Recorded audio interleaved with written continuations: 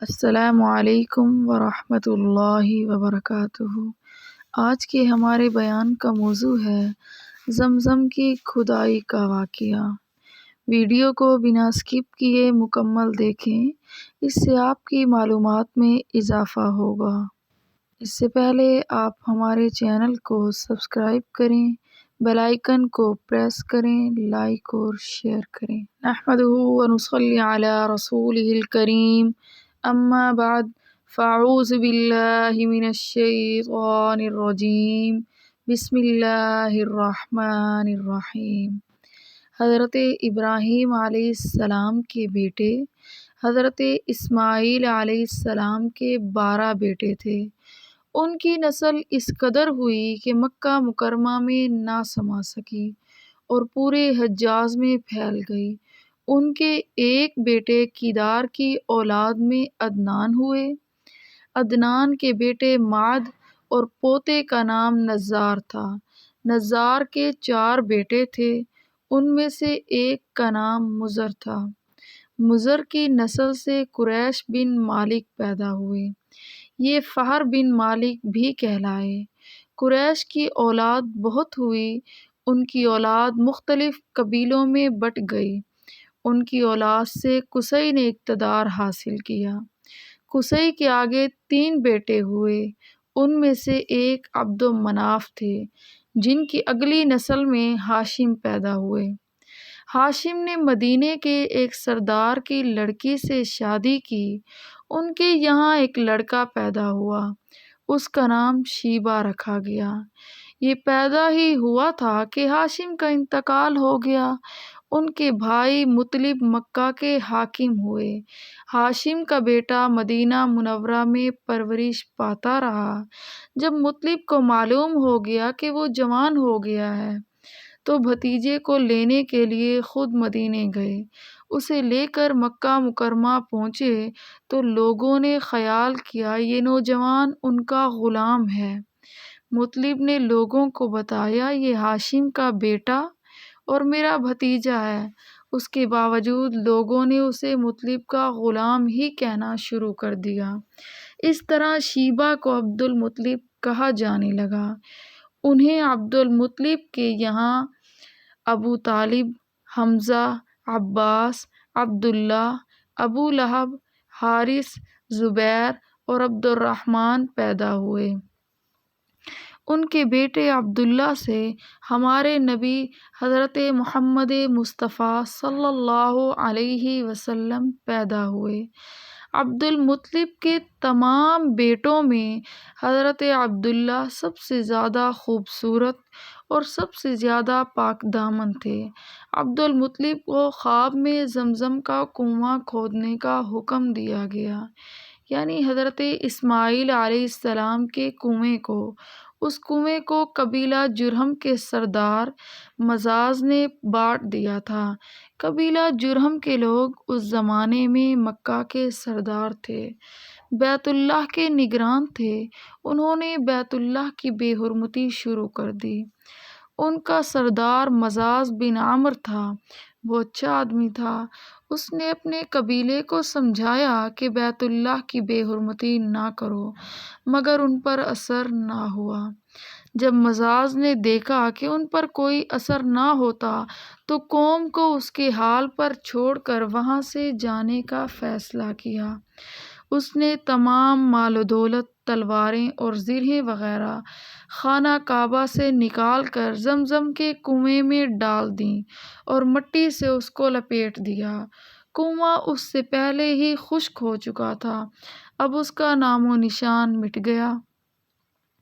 مدتوں یہ کنواں بند پڑا رہا۔ اس کے بعد بنو خزاعہ نے بنو جرہم کو وہاں سے مار بھگایا۔ بنو خزاعہ اور قصی کے سردار کا زمانہ اسی حالت میں گزرا، کنواں بند رہا، یہاں تک کہ قصی کے بعد عبد المطلب کا زمانہ آ گیا۔ انہوں نے خواب دیکھا، خواب میں انہیں زمزم کے کنویں کی جگہ دکھائی گئی اور اس کے کھودنے کا حکم دیا گیا۔ حدیث شریف میں ہے کہ حضرت علی سے روایت ہے کہ عبد المطلب نے بتایا، میں حجر اسود کے مقام پر سو رہا تھا، میرے پاس ایک آنے والا آیا، اس نے مجھ سے کہا طیبہ کو کھودو۔ میں نے اس سے پوچھا طیبہ کیا ہے، مگر وہ کچھ بتائے بغیر چلا گیا۔ دوسری طرف رات پھر خواب میں وہی شخص آیا، کہنے لگا برہ کو کھودو۔ میں نے پوچھا برہ کیا ہے، وہ کچھ بتائے بغیر چلا گیا۔ تیسری رات میں اپنے بستر پر سو رہا تھا، پھر وہ شخص خواب میں آیا، اس نے کہا مظنونہ کھودو۔ میں نے پوچھا مظنونہ کیا ہے، وہ بتائے بغیر چلا گیا۔ اس سے اگلی رات میں پھر بستر پر سو رہا تھا، وہی شخص پھر آیا اور بولا زمزم کھودو۔ میں نے اس سے پوچھا زمزم کیا ہے، اس بار اس نے کہا زمزم وہ ہے جس کا پانی کبھی ختم نہیں ہوتا، جو حاجیوں کے بڑے بڑے مجموعوں کو سیراب کرتا ہے۔ عبد المطلب کہتے ہیں میں نے اس سے پوچھا یہ کنواں کس جگہ ہے، اس نے بتایا جہاں گندگی اور خون پڑا ہے اور کنواں اور کوا ٹھونگے مار رہا ہے۔ دوسرے دن عبد المطلب اپنے بیٹے حارث کے ساتھ وہاں گئے۔ اس وقت ان کے یہاں یہی ایک لڑکا تھا۔ انہوں نے دیکھا وہاں گندگی اور خون پڑا تھا اور ایک کوا ٹھونگے مار رہا تھا۔ اس جگہ کے دونوں طرف بت موجود تھے اور یہ گندگی اور خون دراصل ان بتوں پر قربان کیے جانے والے جانوروں کا تھا۔ پوری نشانی مل گئی تو عبد المطلب کدال لے آئے اور کھدائی کے لیے تیار ہو گئے، لیکن اس وقت قریش وہاں آ پہنچے۔ انہوں نے کہا اللہ کی قسم ہم تمہیں یہاں کھدائی نہیں کرنے دیں گے، تم ہمارے ان دونوں بتوں کے درمیان کنواں کھودنا چاہتے ہو جہاں ہم ان کے لیے قربانیاں کرتے ہیں۔ عبد المطلب نے ان کی بات سن کر اپنے بیٹے حارث سے کہا تم ان لوگوں کو میرے قریب نہ آنے دو، میں کھدائی کا کام کرتا رہوں گا، اس لیے کہ مجھے جس کام کا حکم دیا گیا ہے میں اس کو ضرور پورا کروں گا۔ قریش نے جب دیکھا کہ وہ باز آنے والے نہیں تو رک گئے۔ آخر انہوں نے کھدائی شروع کر دی۔ جلد ہی کنویں کے آثار نظر آنے لگے۔ یہ دیکھ کر انہوں نے اللہ اکبر کا نعرہ لگایا اور پکار اٹھے یہ دیکھو یہ اسماعیل علیہ السلام کی تعمیر ہے۔ جب قریش نے یہ دیکھا انہوں نے کنواں تلاش کر لیا تو ان کے پاس گئے اور کہنے لگے عبد المطلب اللہ کی قسم یہ ہمارے باپ اسماعیل کا کنواں ہے اور اس پر ہمارا بھی حق ہے، اس لیے ہم اس میں تمہارے شریک ہوں گے۔ یہ سن کر عبد المطلب نے کہا میں تمہیں اس میں شریک نہیں کر سکتا، یہ مجھ اکیلے کا کام ہے۔ اس پر قریش نے کہا تب پھر اس معاملے میں ہم تم سے جھگڑا کریں گے۔ عبد المطلب بولے کسی سے فیصلہ کروا لو۔ انہوں نے بنو سعد بن حذیم کی کاہنہ سے فیصلہ کرانا منظور کیا۔ یہ کاہنہ ملک شام کے بالائی علاقے میں رہتی تھی۔ آخر عبد المطلب اور دوسرے قریش اس کی طرف روانہ ہوئے۔ عبد المطلب کے ساتھ عبد مناف کے لوگوں کی ایک جماعت تھی، جبکہ دیگر قبائل قریش کی بھی ایک ایک جماعت ساتھ تھی۔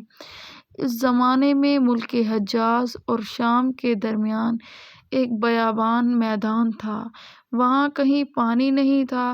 اس میدان میں ان کا پانی ختم ہو گیا، سب لوگ پیاس سے بے حال ہو گئے، یہاں تک کہ انہیں اپنی موت کا یقین ہو گیا۔ انہوں نے قریش کے دوسرے لوگوں سے پانی مانگا لیکن انہوں نے پانی دینے سے انکار کر دیا۔ اب انہوں نے ادھر ادھر پانی تلاش کرنے کا ارادہ کیا۔ عبد المطلب اٹھ کر اپنی سواری کے پاس آئے، جوں ہی ان کی سواری اٹھی اس کے پاؤں کے نیچے سے پانی کا چشمہ ابل پڑا۔ انہوں نے پانی کو دیکھ کر اللہ اکبر کا نعرہ لگایا۔ پھر عبد المطلب سواری سے اتر آئے، سب نے خوب سیر ہو کر پانی پیا اور اپنے مشکیزے بھر لیے۔ اب انہوں نے قریش کی دوسری جماعت سے کہا آؤ تم بھی سیر ہو کر پانی پی لو۔ اب وہ بھی آگے آئے اور خوب پانی پیا۔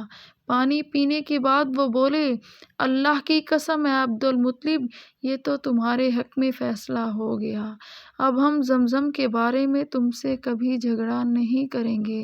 جس ذات نے تمہیں اس بیابان میں سیراب کر دیا، وہی ذات تمہیں زمزم سے بھی سیراب کرے گا، اس لیے یہیں سے واپس چلو۔ اسی طرح قریش نے جان لیا کہ اللہ رب العزت عبد المطلب پر مہربان ہے، لہٰذا ان سے جھگڑنا بے سود ہے اور کاہنہ کے پاس جانے کا کوئی فائدہ نہیں۔ چنانچہ سب لوگ واپس لوٹے۔ واپس آ کر عبد المطلب نے پھر کنویں کی کھدائی شروع کی۔ ابھی تھوڑی سی کھدائی کی ہوگی کہ مال و دولت، تلواریں اور زرہیں نکل آئی، اس میں سونا اور چاندی وغیرہ بھی تھی۔ یہ مال و دولت دیکھ کر قریش کے لوگوں کو لالچ نے آ گھیرا۔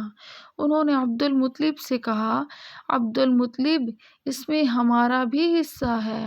ان کی بات سن کر عبد المطلب نے کہا، نہیں، اس میں تمہارا کوئی حصہ نہیں، تمہیں انصاف کا طریقہ اختیار کرنا چاہیے، آؤ 500 کے تیروں سے کرہ ڈالیں۔ انہوں نے ایسا کرنا منظور کر لیا۔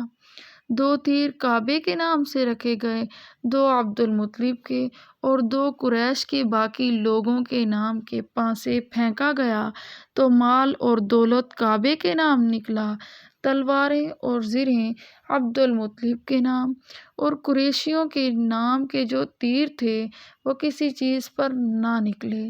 اسی طرح فیصلہ ہو گیا۔ عبد المطلب نے کعبے کے دروازے کو سونے سے سجا دیا۔ زمزم کی کھدائی سے پہلے عبد المطلب نے دعا مانگی تھی، اے اللہ، اس کی کھدائی کو مجھ پر آسان کر دے، میں اپنا ایک بیٹا تیرے راستے میں ذبح کروں گا۔ اب جب کہ کنواں نکل آیا تو انہیں خواب میں حکم دیا گیا کہ اپنی منت پوری کرو، یعنی ایک بیٹے کو ذبح کرو۔ سبحان اللہ، وآخر دعوانا ان الحمد للہ رب العالمین۔